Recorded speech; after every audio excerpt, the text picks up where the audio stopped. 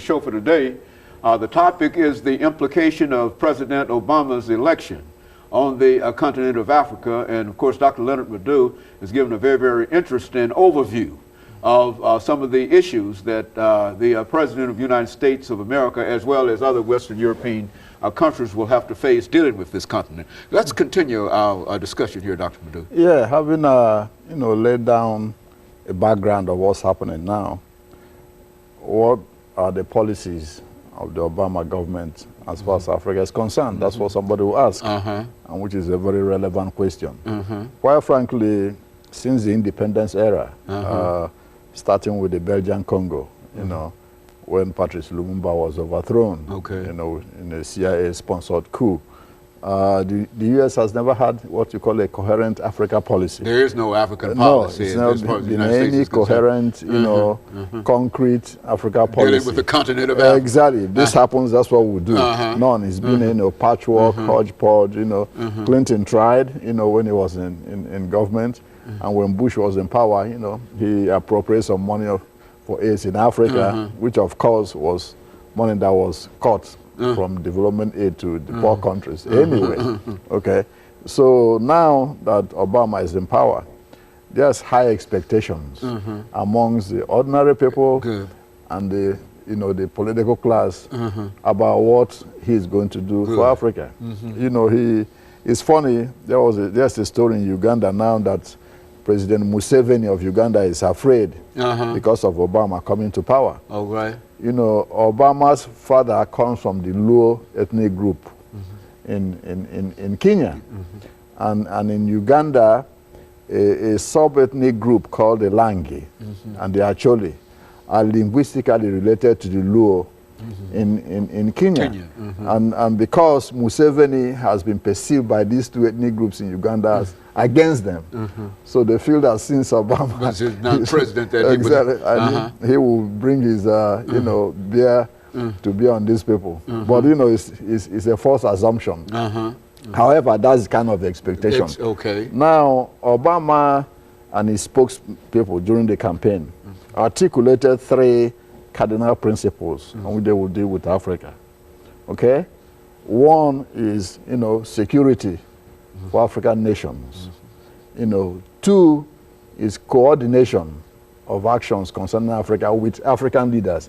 In the past, we just did what we wanted and then informed the leaders, without really getting their input. Exactly. And three is integrating Africa into the international economic system.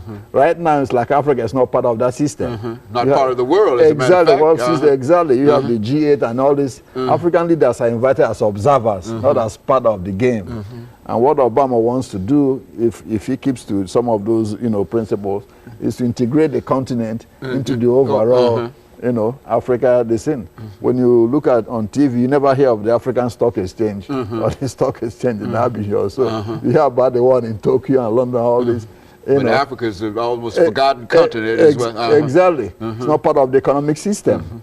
It's marginalized in that case. In spite of all of the wealth that Africa has, Africa is not part of the... Exactly. It's just a place to get raw materials, and dump unwanted goods. So how is he going to operate insofar as Africa is concerned? Politically, he has to push the issue of democratization. Make sure that leaders don't cling to power forever.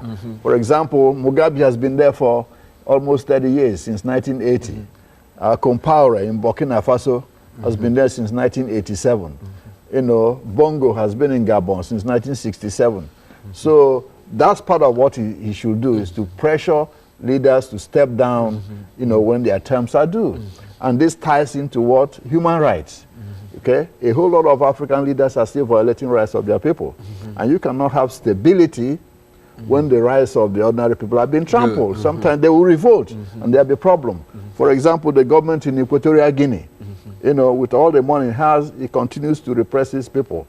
They feed prisoners sand and water in jail, in the famous Babi jail in Equatorial Guinea. So that's very important, that leaders should stop all the human rights violations, so that there can be peace and stability. Because when you don't have peace and stability, Nobody wants to invest. Okay. You know, and that's very important for African countries to be stable. And it cannot be stable when people are always revolting against their leaders because of perceived or real oppression. That's very important. What has it got to do with economy? Okay, now we talk of the Middle East all the time. All right. I don't think if we have a coherent Africa policy based on sound economic judgment, the U.S. should worry about Middle East oil. Currently, the African nations supply more oil to the U.S. than Saudi Arabia. Most people don't know that. Okay, you have huge reserves of oil in Nigeria, in Equatorial Guinea, in Gabon, Congo Brazzaville, Sao Tome, Principe. You have oil there. Oil has just been discovered in Ghana. You have oil in Chad.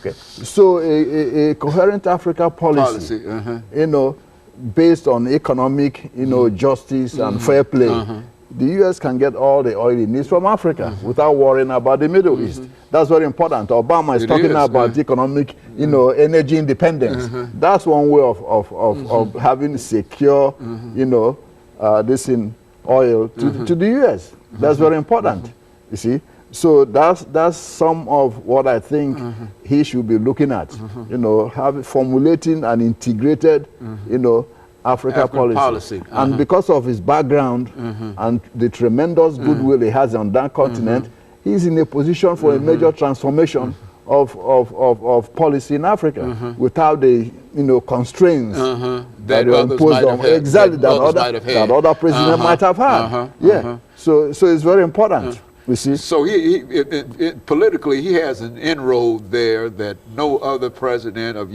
or no other world leader has ever had in terms of dealing with the whole continent. The French could probably deal with West Africa, English with West, etc., and you could divide Africa up. But in terms of having one leader that can deal with the entire continent, have the support and the confidence, I believe, of the entire, he is the individual. Exactly. Would you say that he represents that? He is well positioned more than any other leader. Dr. LMadu2, let us make preparations for the second commercial break. Then we'll come back and we'll have about 10 minutes to allow you to get into a greater discussion in reference to this. But I think that that's essentially what we're concerned about, and I think that this is something that has to be articulated because I don't think that you hear it on the radio, you don't hear it in the news or whatever. And as we both said, that Africa, it appears as if Africa is still what? The lost continent. That's correct. And of course, we'll be back with our audience following this very, very short commercial.